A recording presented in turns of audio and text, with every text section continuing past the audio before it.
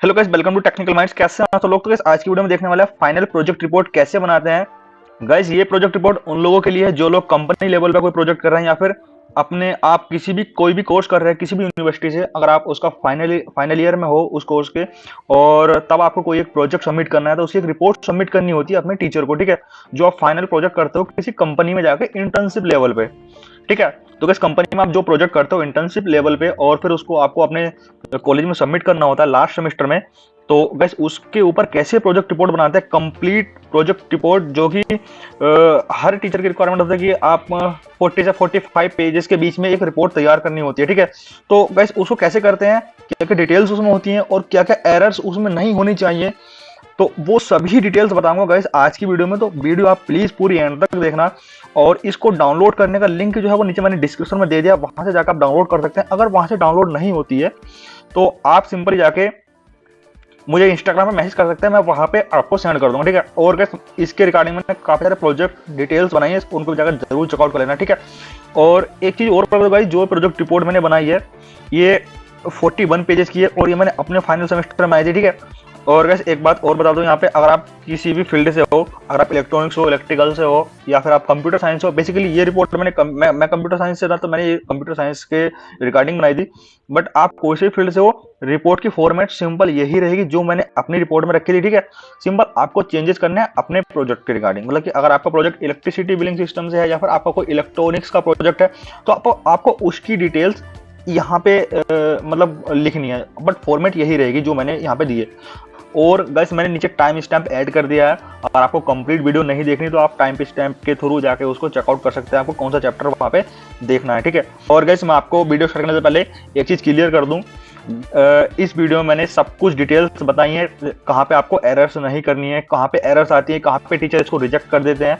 Actually होता क्या है, जब कॉलेज में आप इसको सबमिट करने जाते हो रिव्यू के लिए तो वहाँ पे टीचर इसको रिजेक्ट कर देते हैं कि अभी इसमें ये अभी मतलब कि आपकी गलतियां, इसको अब पहले ठीक करके लाओ, फिर उससे दोबारा प्रिंट आउट करवाओ, फिर इसको हमको दिखाओ, तब हम जाकर इसको चेक करेंगे। तो मतलब मोस्टली टीचर ऐसा करते हैं सभी कॉलेजेस में।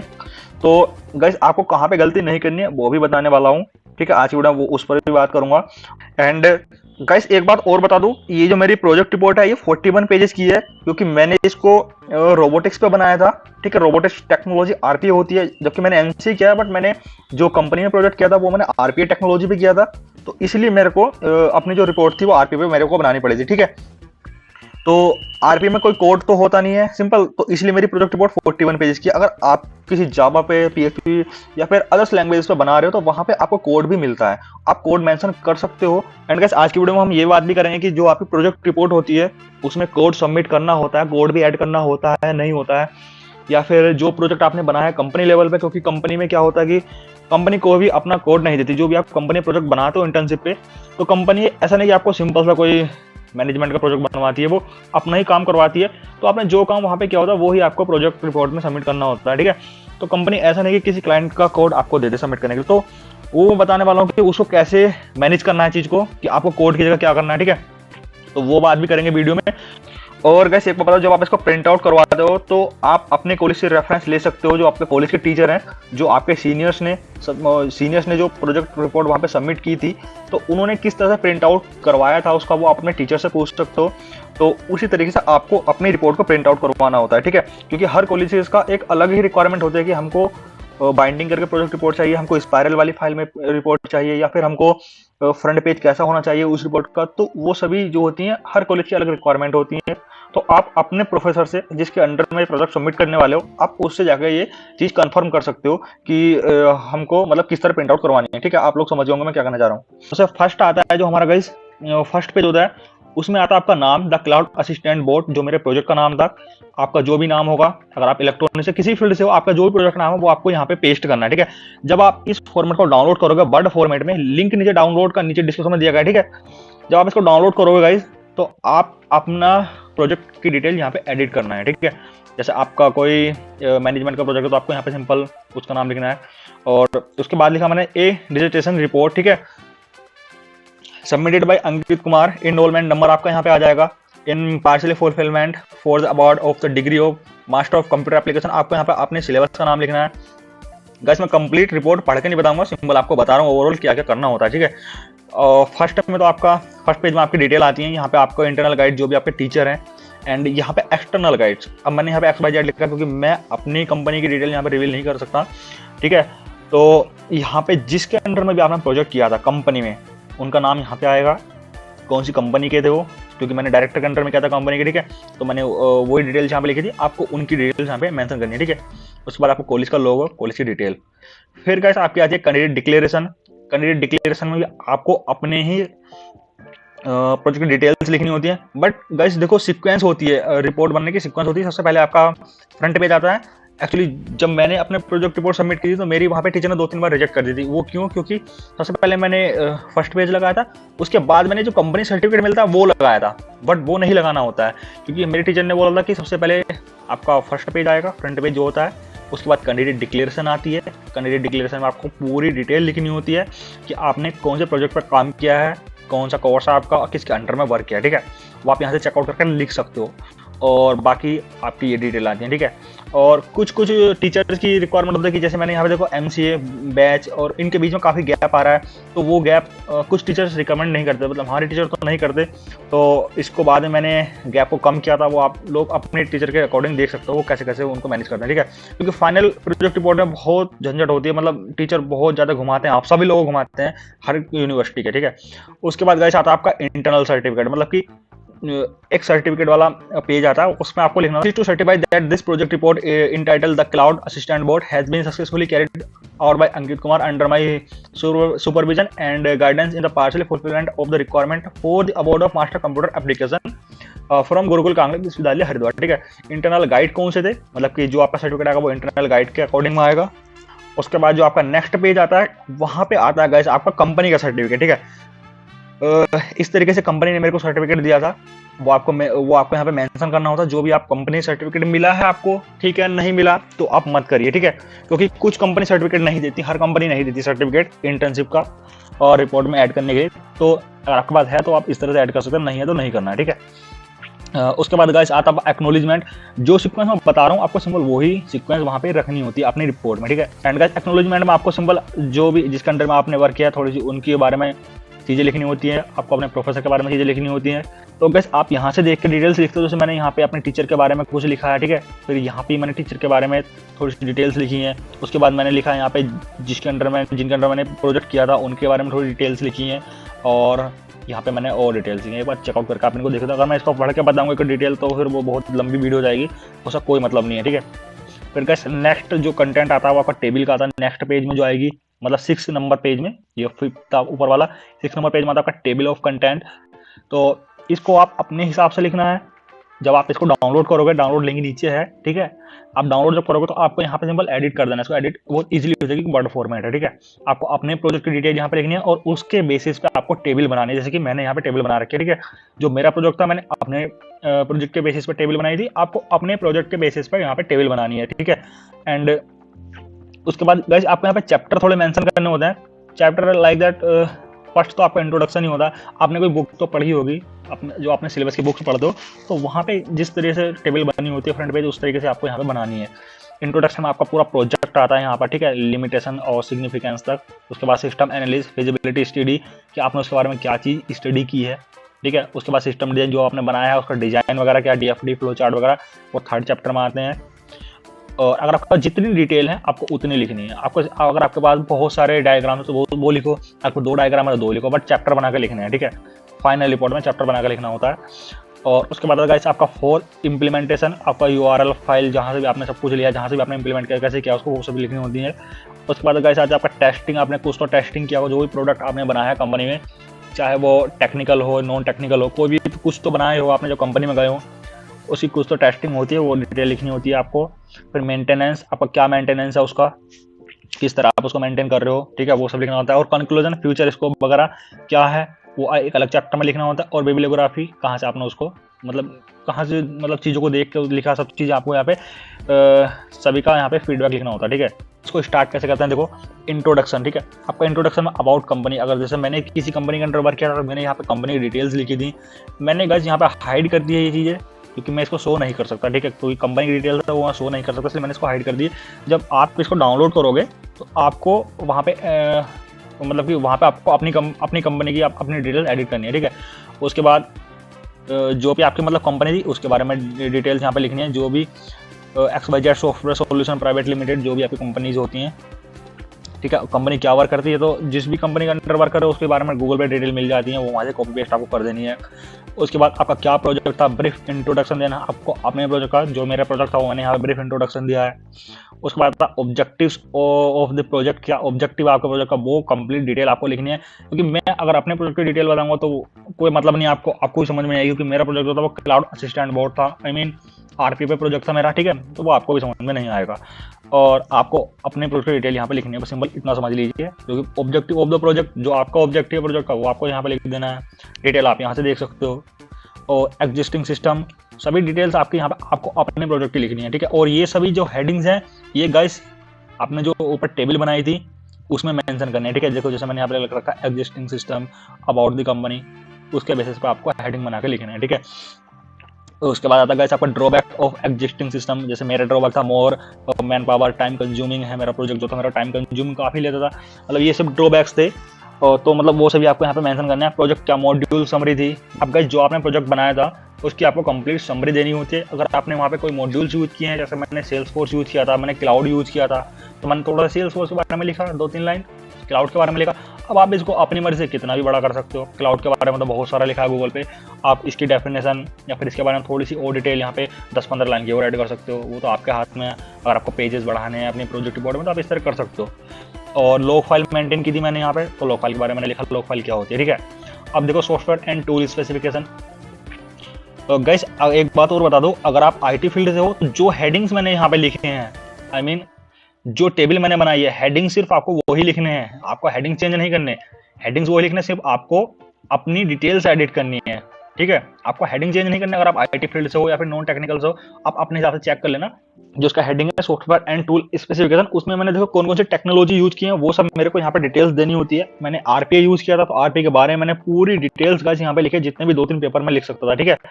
क्योंकि वो तो मेन टेक्नोलॉजी थी, उसके बारे में मेरे को बहुत सारी डिटेल्स यहाँ पे लिखनी थी, ठीक है। और उसके बाद मैंने एक टूल यूज किया था UiPath, बहुत ही अच्छा टूल है, बहुत ही डिमांडेड टेक्नोलॉजी है guys, RPA and UiPath tools वगैरह ये आने वाले टाइम की। तो इस पे मैं वीडियो बनाने वाला हूँ। और UiPath के बारे में मैंने यहाँ पे डिटेल्स लिखी हैं। क्या प्रोडक्ट्स होते हैं UiPath के, प्रोडक्ट्स में जो था वो UiPath स्टूडियो, रोबोट और ऑर्केस्ट्रेटर, वो सभी डिटेल्स मैंने यहाँ पे गाइस दी हैं। और कौन कौन से फ्रेमवर्क यूज किए थे, जो भी आपने अपने प्रोजेक्ट में डिटेल यूज की है उसकी सारी डिटेल्स यहाँ पे आपको लिखनी है इस सॉफ्टवेयर एंड स्पेसिफिकेशन टूल वाले हेडिंग्स में, ठीक है। मैंने यहाँ पे .NET यूज की थी, तो उसकी डिटेल्स मैंने यहाँ पे लिखी हैं। And hardware and software requirements में गाइस क्या आती है आपकी डिटेल्स, वो आपको लिखनी है। जैसे कि प्रोसेसर इंटेल Core i3 और इससे ज़्यादा होना चाहिए, रैम 4GB से अबव होनी चाहिए, हार्ड डिस्क आपके 80GB से अबव होनी चाहिए, तो वो डिटेल्स आपको यहाँ पे मेंशन करनी है। अब सॉफ्टवेयर रिक्वायरमेंट्स में आपको ऑपरेटिंग सिस्टम Windows 7 अबव होना चाहिए। टूल UiPath, पोस्टमैन मैंने यूज़ किया था यहाँ पे, ठीक है। लैंग्वेज BB.NET थी, लैंग्वेज जो थी इसकी BB.NET थी, फ्रेमवर्क .NET मैंने यूज़ किया था। और अब क्या चाहता ऑब्जेक्टिव में आपको सिंपल अपने जो प्रोजेक्ट था वो ऑब्जेक्टिव लिखना। इसका शॉर्ट ऑब्जेक्टिव मैंने यहाँ पे देखो लिखा है। तो गाइस जो मैंने अपना ऑब्जेक्टिव था, मेन ऑब्जेक्टिव मैंने यहाँ पे लिखा है शॉर्ट लैंग्वेज में। जैसे कि मेरे प्रोजेक्ट का जो ऑब्जेक्टिव था वो ये था कि मेरे को क्लाउड जो सेल्सफोर्स होती है वहाँ से कुछ डेटा उठाना था, डेटा पिक करना था, उसको गूगल क्लाउड में एंटर करना था, और वहाँ से एक URL जनरेट होता है, उस URL को मेरे को वापस से सेल्सफोर्स में जाके उसको हिट करना था, ठीक है, एंटर करना था, तो जो वहाँ पे डिटेल्स थी क्लाइंट की। तो ये सभी डिटेल्स मेरे को करनी थी, तो वो मैंने शॉर्ट में लिख दिया यहाँ पे। बाकी कंप्लीट जो इसका मतलब कि ऑब्जेक्टिव था, प्रोसेस थी, वो मैंने ऊपर लिखी है। इस तरह से आपको यहाँ पे लिखनी है, ठीक है। सिग्निफिकेंस भी आपको यहाँ पे लिखने हैं, लिमिटेशन क्या है इसके प्रोजेक्ट की वो यहाँ पे गाइस आपको मेंशन करनी है। उसके बाद गाइस आपको आता है चैप्टर 2 में है गाइस आपका system analysis and feasibility studies. तो कैसे को आपको सिस्टम एनालिसिस में आपको वो डिटेल सीखनी है, आपने प्रोजेक्ट बनाने से पहले क्या क्या चीज़ें एनालिसिस की थी, ठीक है, आपने मार्केट में क्या चीज़ एनालाइज की कि आपको ये प्रोजेक्ट करना चाहिए, उस तरीके की डिटेल्स आपको यहाँ पे मेंशन करनी होती है, ठीक है। तो वो डिटेल आप अपने प्रोजेक्ट से कैसे रिलेट करोगे, अगर आपका कोई नॉन टेक्निकल प्रोजेक्ट है, सिंपल आपको ये जो मैंने थ्योरी यहाँ पे लिखी है ना, इस थ्योरी को आपको एडिट कर देना है, सिंपल आपका काम हो जाएगा, ठीक है। क्योंकि ये थ्योरी बहुत ही ज़्यादा इफेक्टिव थ्योरी है, ठीक है। तो बट लिखना आपको सिस्टम एनालिसिस में वो था कि आपने जो प्रोजेक्ट बनाया है उससे पहले आपने क्या चीज़ें एनालिसिस की थी, और प्रोजेक्ट बनाते टाइम भी क्या चीज़ आप एनालिसिस कर रहे थे, वो डिटेल आपको यहाँ पे मेंशन करनी होती है, ठीक है। और उसके बाद गाइस आपका था आइडेंटिफिकेशन ऑफ नीड की, ठीक है। इसके लिए आपको क्या क्या चीज़ें की जरूरत पड़ी वो सभी डिटेल्स आपको यहाँ पे देनी होती है। और अगर उसके बाद आप प्रिलिमिनरी इन्वेस्टिगेशन क्या चीज़ आपने इन्वेस्टिगेट की वहाँ पे, ठीक है। ऑब्जर्वेशन किया डॉक्यूमेंटेशन सैम्पलिंग कहाँ कहाँ से अपने डॉक्यूमेंट को सैंपल किया, और आपको मतलब ये सभी डिटेल्स यहाँ पे गाइस यहाँ पे लिखनी होती है, ठीक है। और क्या क्या चीज़ आपने क्वेश्चन आंसरिंग की वहाँ पे। एंड गाइस उसके बाद आपका फिजिबिलिटी स्टडीज में आपको ये थ्योरी भी लिखनी है, ठीक है। इसी थ्योरी का आप कॉपी पेस्ट कर सकते हो और अपने प्रोजेक्ट का रिगार्डिंग इसको आप एडिट कर सकते हो। मैंने यहाँ पे मेंशन किया था की considering in feasibility analysis are economic और टेक्निकल और ऑपरेशनल फिजिबिलिटी, 3 तरह की फिजिबिलिटी होती है, ठीक है। आपको तीनों के बारे में गाइस यहाँ पे मेंशन करनी है चीजें, ठीक है। और उसके बाद गाइस आप एक और आती है आपकी लीगल फिजिबिलिटी, ठीक है। उसके बारे में डिटेल आपको एडिट कर देनी है। आपको ये तो एडिट नहीं करनी क्योंकि फिजिबिलिटी स्टडीज तो सबकी सेम ही होती हैं, बट जब आप अपने प्रोजेक्ट यहाँ पे करोगे तो आप अपने इसको पढ़ के एक बार अपने प्रोजेक्ट जो आपको लगता है कि हाँ मेरे प्रोजेक्ट में ये चीज़ ऐड होनी चाहिए वो आप यहाँ पे कर सकते हो इन फिजिबिलिटी स्टडीज में, ठीक है। बाकी एडिट करने की इसको कोई ज़रूरत नहीं है, सबकी सेम ही होती है। उसके बाद गाइस आपका आता है third chapter system design. System design में जो भी आपने अपने सिस्टम को डिजाइन किया था वो सभी डिटेल्स देनी होती है, जैसे कि डेटा फ्लो डायग्राम, ठीक है। यहाँ पे मैंने अपने प्रोजेक्ट के बारे में डिटेल लिखी है, आपको अपने के बारे में लिखनी है, ठीक है। उसके बारे में मैंने कौन कौन सिंबल यूज किए थे ये चीज़ आपको एडिट नहीं करनी है। अगर आपका डायग्राम थोड़ा बड़ा है, आपने कुछ ज़्यादा सिंबल यूज किए हैं तो आप वो सिंबल्स यहाँ पे लिख सकते हो, ठीक है। आपको वो सिंबल्स के बारे में लिखना है, गूगल से कॉपी करना उन सिंबल के बारे में, यहाँ पे आपको पेस्ट करना है, क्योंकि फ्लो चार्ट के बहुत सारे सिंबल्स के बारे में डिटेल गूगल पे लिखी हुई है, ठीक है। आप वो लिख सकते हो, ठीक है। और मैंने देखो सभी सिंबल्स के बारे में यहाँ पे डिटेल लिखी है। मैंने यहाँ पे अपना प्रोजेक्ट का फ्लो चार्ट इसलिए शो नहीं किया क्योंकि वो क्लाइंट की रिक्वायरमेंट थी कि मतलब कि कोई प्रोजेक्ट क्लाइंट का सब लोगों को शो नहीं कराना चाहिए, मतलब ये उनकी रिक्वायरमेंट होती है। जैसे मैंने अपने प्रोजेक्ट का फ्लो चार्ट यहाँ पे इसलिए ऐड नहीं किया क्योंकि मेरे पास कोई अथॉरिटी नहीं थी कि किसी क्लाइंट के प्रोजेक्ट के फ्लो चार्ट को यहाँ पे शो करने की, ठीक है। तो आप कॉलेज में सबमिट कर सकते हो अगर आपकी कंपनी उसको अप्रूव करती है तो, बट मैंने इसलिए नहीं किया था क्योंकि मेरी कंपनी ने अप्रूव उसको नहीं किया था, ठीक है। उसके बाद अगर ऐसा आपका DFD आता है और कॉलेज में DFD जब आप इसको रिप्रेजेंट करोगे वहाँ पे सबमिट करोगे इसकी वाइवा दोगे तो वहाँ पे आपको DFD पूछे जाते हैं, 0 लेवल DFD और आपका फर्स्ट लेवल, ठीक है। मैंने 2 ही लिखे थे यहाँ पे बट 2-3 होते हैं, आपको सभी मेंशन करने हैं। उसके बाद देखो फ्लो चार्ट में मैंने सिंपल सिंबल्स के बारे में लिखा है, मैंने फ्लो चार्ट ऐड यहाँ पे नहीं किया था, ठीक है। तो जितने भी आपने सिंबल्स यूज किए हैं सभी के बारे में डिटेल लिख दो, ये सभी तो गूगल पे मिल जाती हैं, इसके बारे में कोई वो नहीं है, कोई बिग टास्क नहीं है। बट ये है कि ये सब चीज़ें पेजेस को इंक्रीज करती हैं आपके प्रोजेक्ट रिपोर्ट में, ये सब चीज़ें लिखनी चाहिए। मैंने यहाँ पे एक लाइन लिखी, आप 2-3 लाइन भी बढ़ा सकते हो यहाँ पे अगर आपके पास कोड नहीं है और आपके रिपोर्ट पेजेस भी बहुत कम है तो, ठीक है। और उसके बाद कौन कौन सी डिपेंडेंसी आपने यूज की थी, क्योंकि जब आप कंपनी लेवल पर प्रोजेक्ट करते हो तो आपको डिपेंडेंसी यूज करनी होती है। कोई आप 2 नंबर जोड़ने का प्रोग्राम नहीं बना रहे हो, कोई हेलो वर्ल्ड प्रिंट नहीं कर रहे हो, तो आपको बहुत बड़ा प्रोजेक्ट करना होता है। आई मीन एक लेवल का प्रोजेक्ट कर रहे हो तो आप जब कंपनी में जाते हो तो इंटर्नशिप बेसिस पे भी वो डिटेल आपको यहाँ पे मेंशन करनी है, कौन कौन सी डिपेंडेंसी आपने यूज किया अपने प्रोजेक्ट में, ठीक है। उसके बाद आता है गाइस आपका यूनिफाइड मॉडलिंग लैंग्वेज UML। तो UML क्या करता है गाइस, एक UML सॉफ्टवेयर ही होता है जो आपने प्रोजेक्ट बनाया उसको डिफाइन करता है हम उसको किस तरह से देख सकते हैं, ठीक है। हम इसको 5 डिफरेंट व्यूज में इसको डिस्क्राइब कर सकते हैं, जैसे कि user model view, structural model view और इम्प्लीमेंटेशन मॉडल व्यू और एनवायरमेंटल मॉडल व्यू। मतलब इसमें हर तरीके से हम अपने प्रोजेक्ट को यहाँ पे चेक करते हैं, ठीक है।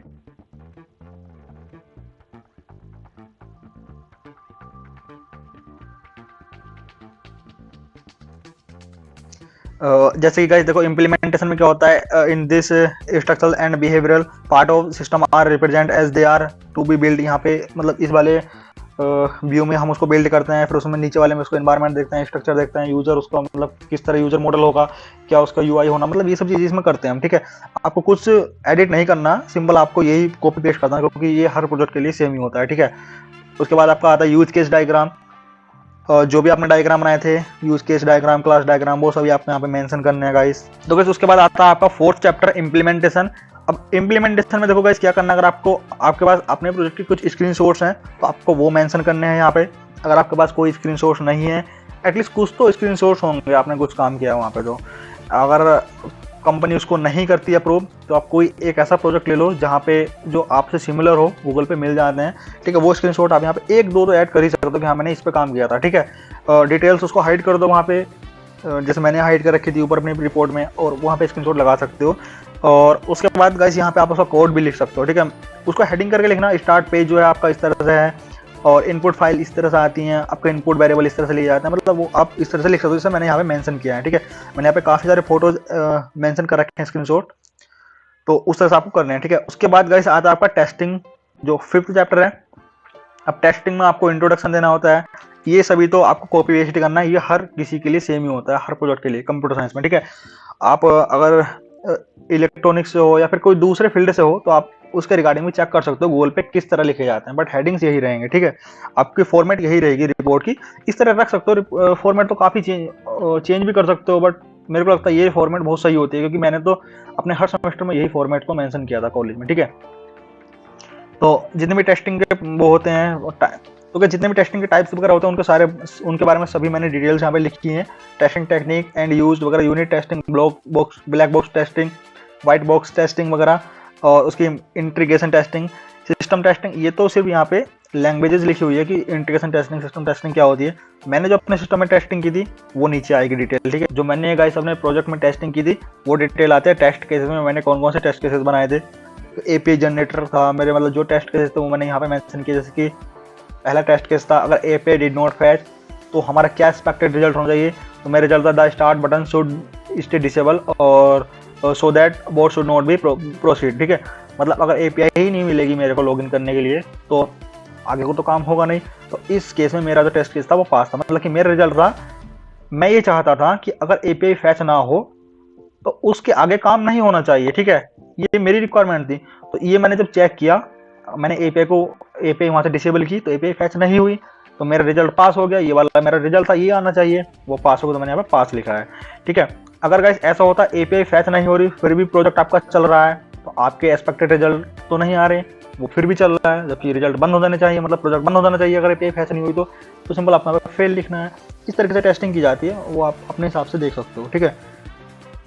उसके बाद आपका क्लाउड डेटा, जो दूसरा मेरा मॉड्यूल था क्लाउड डेटा, उसकी टेस्टिंग क्या थी, ठीक है। उसके बाद आपका अपडेट यूआरएल पे क्या टेस्टिंग थी वो यहाँ पे मैंने मेंशन की है। तो उस तरह से आपको यहाँ पे सभी डिटेल्स आपको अपने मेंशन करनी है, ठीक है। उसके बाद गाइस आता है आपका 6th चैप्टर मेंटेनेंस। आपको उसमें आता है फिर सिस्टम मेंटेनेंस आपने किस तरह की है वो सभी डिटेल आपको यहाँ पे लिखनी है।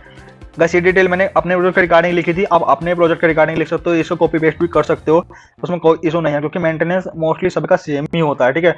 और उसके बाद गाइस यहाँ पे नेक्स्ट चैप्टर जो आता है आपका आता है कंक्लूजन एंड फ्यूचर स्कोप। आपका कंक्लूजन एंड फ्यूचर स्कोप में जो भी आपके प्रोजेक्ट का कंक्लूजन है और जो भी आपका प्रोजेक्ट फ्यूचर में क्या स्कोप है, क्या वर्क करेगा, वो डिटेल आपको यहाँ पे मेंशन करनी होती है। उसके बाद गाइस आता है नेक्स्ट आपका बिब्लियोग्राफी, आपने कहाँ से इसका रेफरेंस लिया जो आपने बनाया था प्रोजेक्ट, ठीक है। जो मैंने डिटेल लिखी है गाइस यूआई पाथ के बारे में वो इस वाली वेबसाइट से लिखी है, कुछ डिटेल मैंने यहाँ से लिखी है, कुछ मैंने यहाँ से कॉपी पेस्ट की है, तो उस तरीके से आपको यहाँ पे वो चीज़ें मेंशन करनी होती है, ठीक है।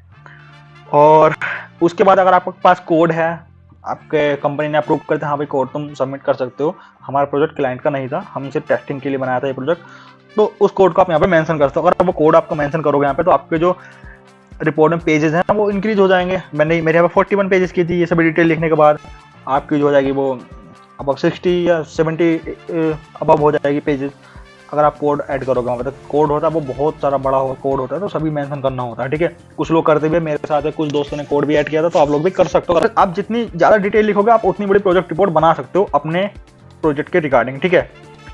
सब कुछ कॉपी पेस्ट नहीं करना है यहाँ से, आपको जो भी डिटेल्स रखते हैं यहाँ मेरे प्रोजेक्ट से रिलेट करते हैं वो आप कॉपी पेस्ट कर सकते हो।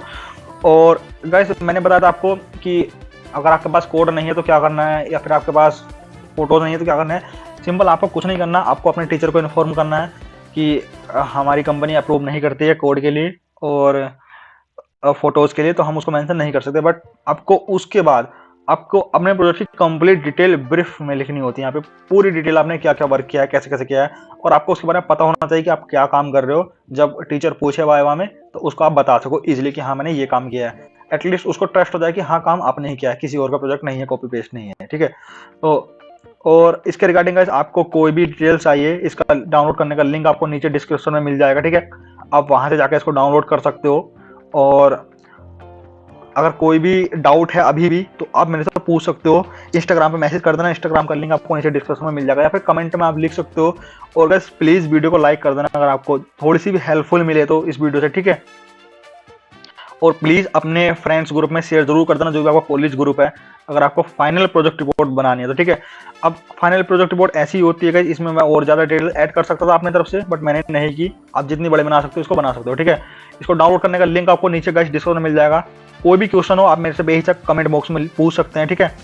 और वैसे मैंने यहाँ पे काफ़ी सारे जावा प्रोजेक्ट्स बनाए हैं। अगर आपके पास कोई प्रोजेक्ट नहीं है सबमिट करने के लिए कॉलेज में, तो आप यहाँ से प्रोजेक्ट देख के डाउनलोड कर सकते हो, या फिर मेरे से इंस्टाग्राम में मैसेज करके प्रोजेक्ट ले सकते हो और उसको अपने रिपोर्ट में ऐड कर सकते हो, ठीक है। अगर आपके पास कोई प्रोजेक्ट नहीं है सबमिट करने के लिए, आप कहीं इंटर्नशिप नहीं कर रहे हो, तो आप ये प्रोजेक्ट बना सकते हो। ये फाइनल प्रोजेक्ट है, फाइनल ईयर के लिए प्रोजेक्ट मैंने बनाए थे, ठीक है। आप उनको मेंशन कर सकते हो। मैंने बहुत सारी डिटेल्स बनाई है गाइस, एचआर इंटरव्यू सीरीज आपके लिए बहुत हेल्पफुल रहेंगी। आप प्लीज़ जाकर इनको जरूर चेकआउट कर लेना। तो गाइस वीडियो देखने के लिए आपका बहुत बहुत धन्यवाद।